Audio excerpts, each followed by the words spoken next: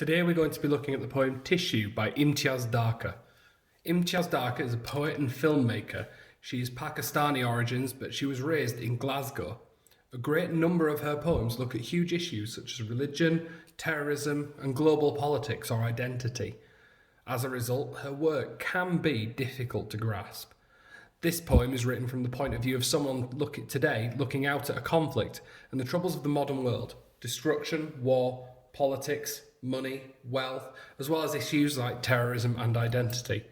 The poem remarks how nothing is meant to last, that it would be better not to hold too tightly to that, and instead we should be willing to let go and pass things on in their time to be remade. In short, she's saying that the world would be better if it shared more qualities with tissue.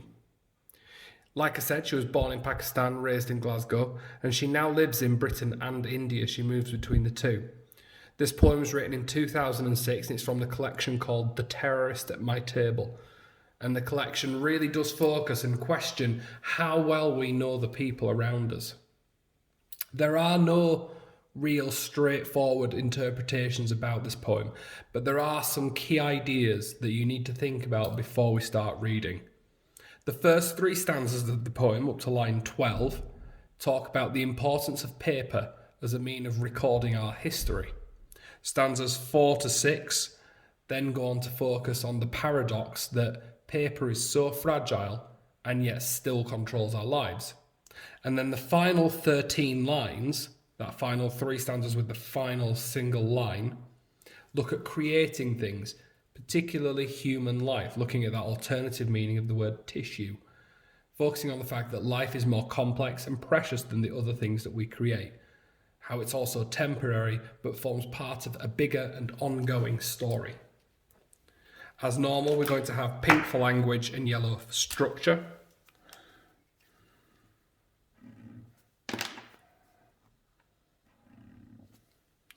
I'll write on those once those pens have dried. And I'm just going to draw my themes box in this corner down here. Two themes to think about today, we'll talk about afterwards, but it's worth remembering the balance between control and freedom. So throughout this, we talk about the balance of control and freedom. Starting off then, we start off with the word paper. And it's interesting that we also have the first line of this stanza starts with the word paper and the last line of this stanza starts with paper. And in fact, those are the first two sentences of the poem. We've got an awful lot of enjambment, so much enjambment in this poem, it's not really worth thinking about other than the overall feeling that the enjambment creates of the chaos within. It's worth noting as well that the sentences also follow the structure that I showed you earlier, where we have the recording of history ending on a sentence. We have the next section focusing on the paradox that ends on a sentence, and the final section that ends on a sentence in that little stanza at the end. So, paper begins the first two sentences in the poem, drawing the reader's attention. It suggests that it's really important, and perhaps it can drive the change that the third line alludes to.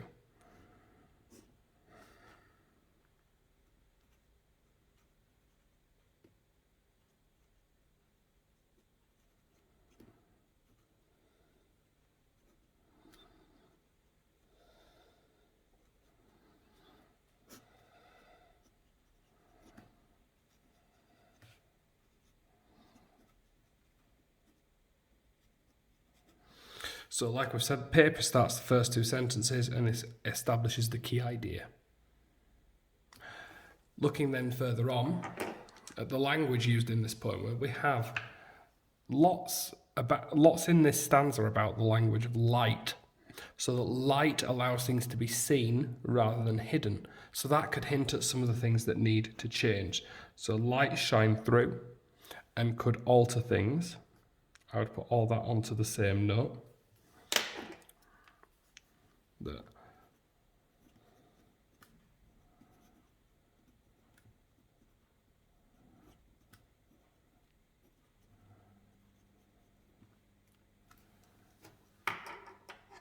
So that, for me, both of those ideas link to this idea of the hint at change.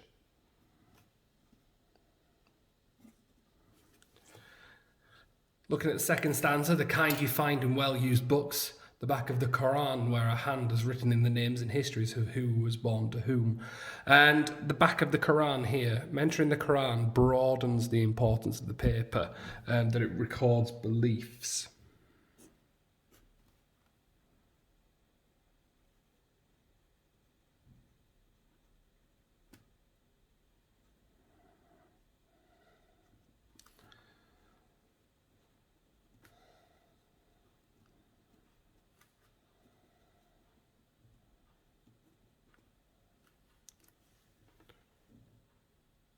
Looking further down again, we have them where a hand has written in the names and histories of who was born to whom, that papers used to record family history.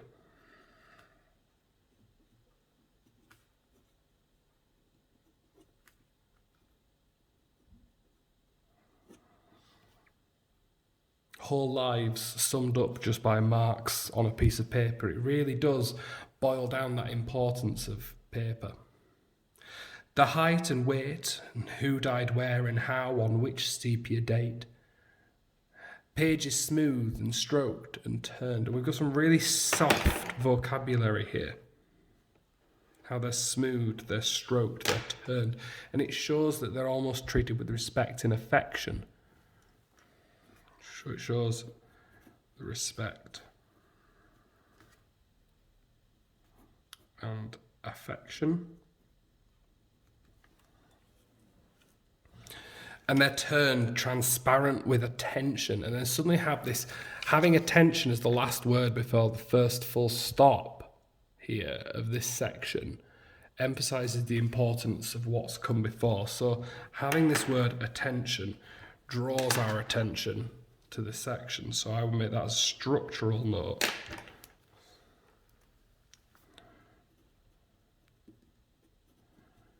Finishes this section clearly. And like I said, the fact that it's finishing this section emphasizes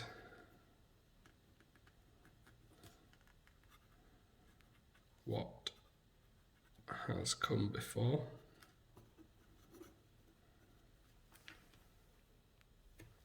If buildings were paper, I might feel their drift, see how easily they fall away on a sigh, a shift in the direction of the wind. And we have here the shift in tone.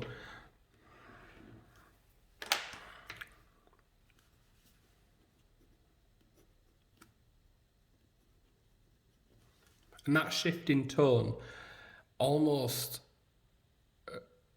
it highlights this new section to us because it shows us that people would notice if things were only temporary.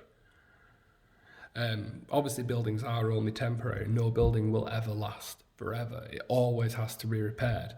You've got the idea of there's a family that pass a broom down from one generation to the next.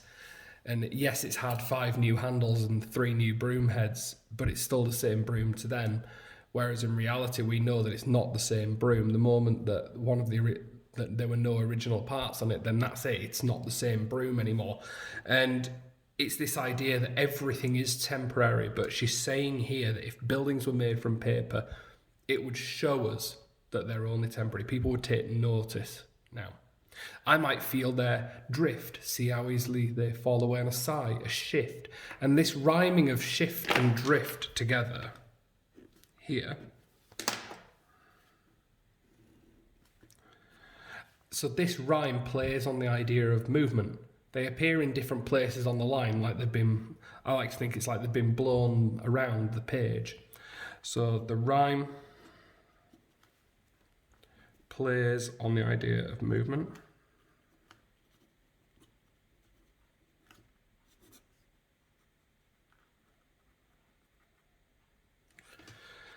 In the direction of the wind. Maps too. And we have this really short and blunt sentence which reflects the fixed nature of maps. Perhaps she's suggesting here that once a map is drawn, that's it. It exists. And if you think about it, the only reason we have countries is because of maps.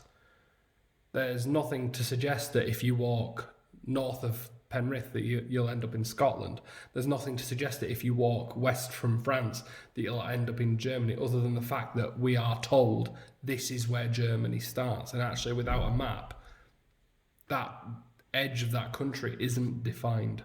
So maps 2, a short blunt sentence which may reflect the fixed nature of maps and borders, and how maps create division. So the short sentence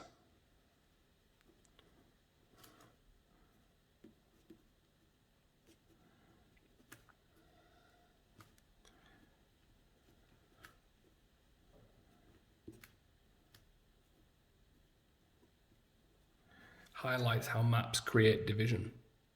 The sun shines through their borderlines, and then here we have this powerful permanent force saying that actually the sun doesn't have to obey maps. The sun doesn't have to look at it. The maps and the borders, they're just temporary. If you think about in the last 150 years how often the borders of the countries in Europe have changed. So the sun is this powerful permanent force.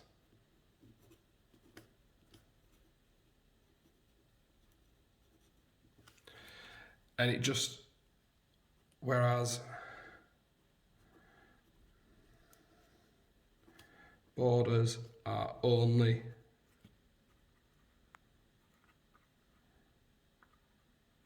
temporary. The marks that rivers make, roads, rail tracks, and we've got this alliteration here of rivers and roads and rail tracks, and having all this together, the alliteration here,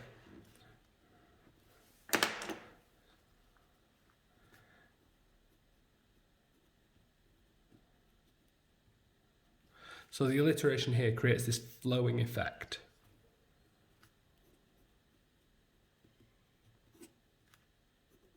Or the idea of freedom. So we're contrasting the end of the stanza with the start, where the rivers and the roads and the rail tracks, whether it's that flowing, that freedom that those things allow you, compared to the maps dividing us.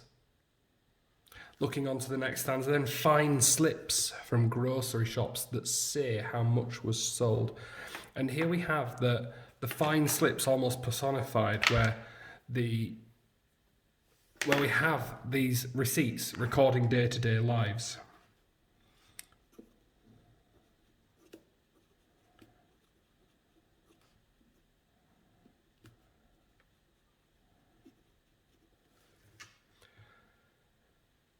And we have here as well, and what was paid by credit card might fly our lives like paper kites. And we have this really nice simile at the end there, that it might fly our lives like paper kites. And it hints that how our lives can be controlled by money.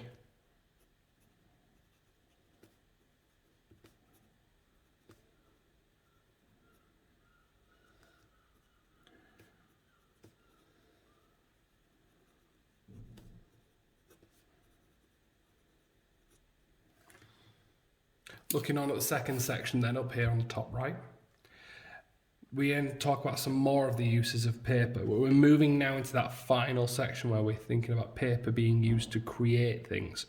So an architect could use all this place, layer over layer. And we have the work of the poet mirroring the work of the architect, how the poet builds layers of words and meanings, and architect designs physical structures.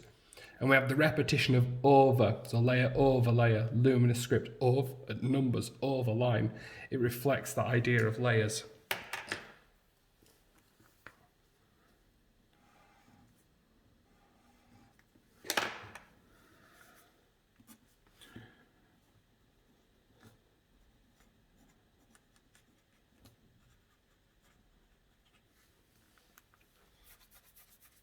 And then we look at the end of this stanza and the start of the next, and we have this idea of brick and block. So suddenly we're almost moving away from paper here, but linking these two together across the stanza, and that enjambment across a stanza, and that consonance emphasizes the solidity of the objects.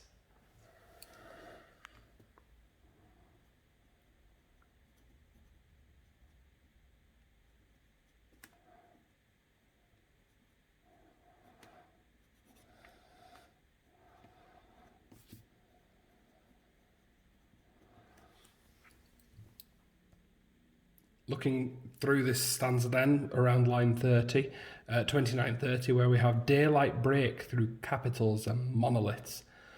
We have this idea again that light endures, that light will always carry on.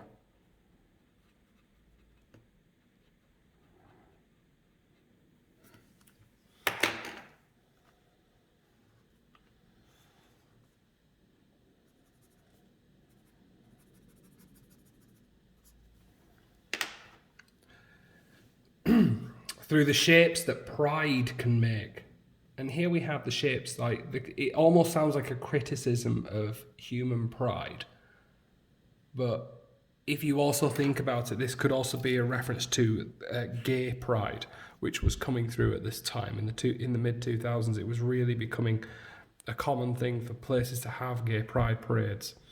And talking about pride can be that negative connotation, like human pride, like pride comes before a fall. Also, this contrasting idea that pride isn't always a bad thing, but it can be a positive or negative. So just like I've abbreviated positive in the past to plus VE, I've abbreviated negative to minus VE. Remember, we're just making notes. We don't need to be writing in huge detail here. This is for the quicker we can get this done, the quicker you can revise it, the less there is for you to actually have to spend time reading your notes, the more time you have to actually spend learning them and testing yourself on them. So we have to trace a grand design with living tissue. Now here, this is quite an idea where we have the grand design for living tissue. Now, it's referred to sometimes that humanity is the grand design, that God created humanity, that humans are the perfect creatures, there's nothing wrong with us. But it's this shift from talking about paper to talking about humans, and it's comparing humans and saying they're grander than any buildings.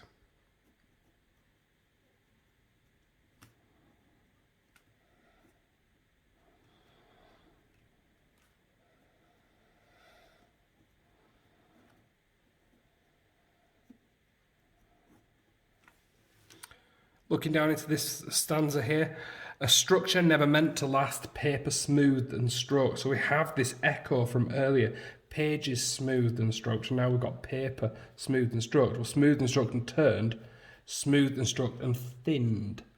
And we have this repetition from line 11. And it's this idea that we're all part of a complex history. And then looking down towards the end, this final ending here, this structural phenomena here with this single line ending. So this here references to creation. The references in the previous two stanzas about creation suggest that it could be addressed to a child. You know, she's saying all of this turned into you. But it could also be addressed to the reader, reminding us that we're all influenced by our heritage. So it reflects previous two stanzas. It's either to the reader or to a child. Now, the two themes that I'd like to think about in this poem, like I said, there's the first one of control, that different things control human life.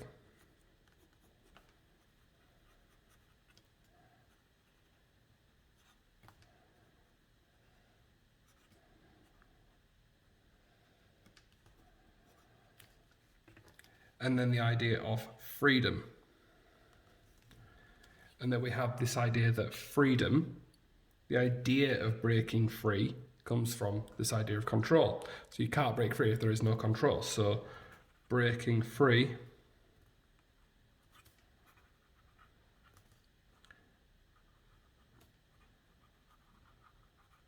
from controls. The poems to compare this with are thin on the ground, but there's a couple of key ideas to think about. You can think about the idea of forming like family identity.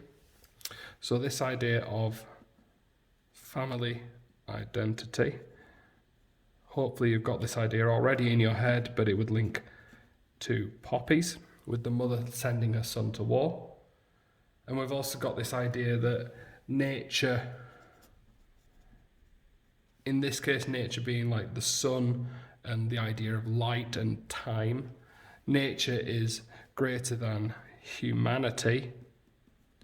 Well, that's in 2 poems. You can have that in Ozymandias. You could also have that in Storm on the Island.